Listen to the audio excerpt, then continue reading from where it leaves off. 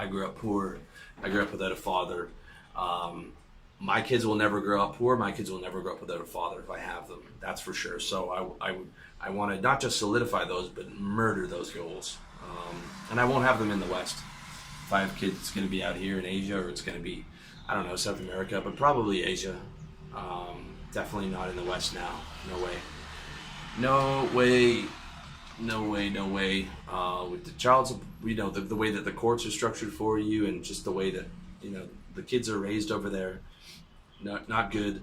But again, I don't know. I don't see it, not for the next 5 years. I'm undecided. I lean towards no. I don't see it in the next 5 years at all, if ever.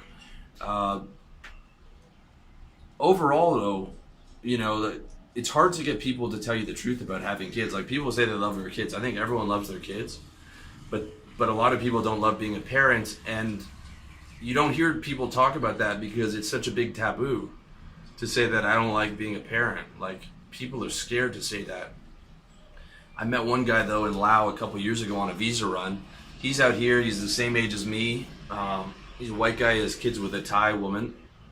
And he told me he totally regrets it. He said both of them love their kids more than anything, but they regret having the kids in terms of their lifestyle. He said it definitely made them unhappier, more stressed, more fighting, more headaches, and that they were very comfortable and expensive. He said they were very comfortable financially and emotionally prior to having those kids, and they fight a lot more and all these other things.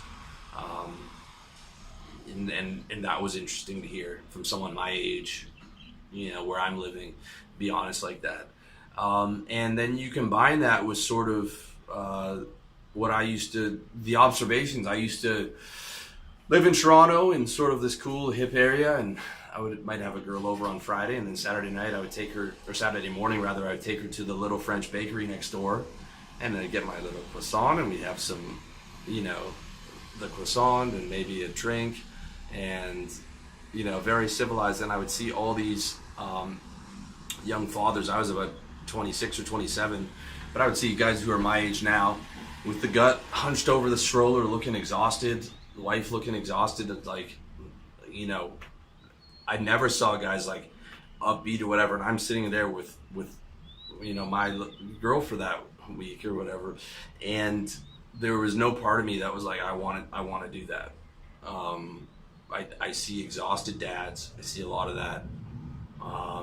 And then you combine that with the divorce rates. Okay, I did the video on marriage. I did the video on why you have to avoid divorce like the plague, and you can't get legally married anymore because it's too big of a risk. 50% divorce stats and divorce laws, and even if you're not legally married, but you're co-parenting, but you signed the agreement, you didn't sign the legal agreement, but you got her to sign sort of an asset protection agreement. Even if you can protect your assets, in the case of it not working out, you'll still be on the hook for something, and you'll definitely be on the hook for child support. Now, of course, it's your children, and you're gonna want to take care of your children, but it's a different ballgame if you only get to see them once a week, and she's demanding a certain amount of lifestyle and doesn't want to work.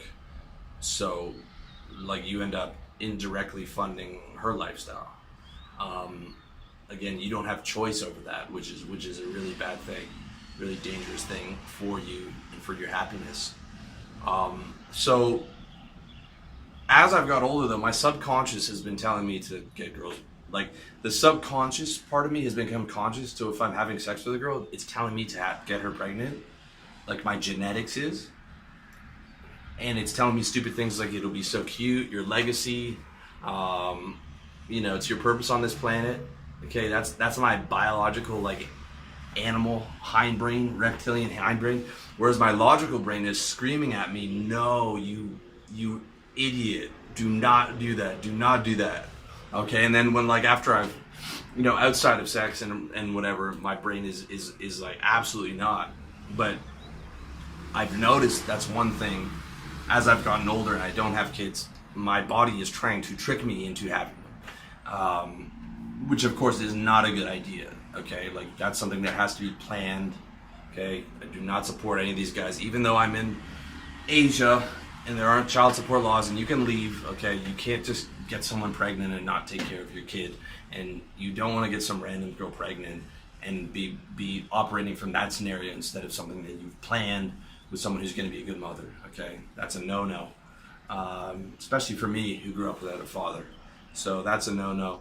And when I look at things logically, it's like I got free, I got out, my business is going well, things are going up. I mean, I got everything together, I've saved money.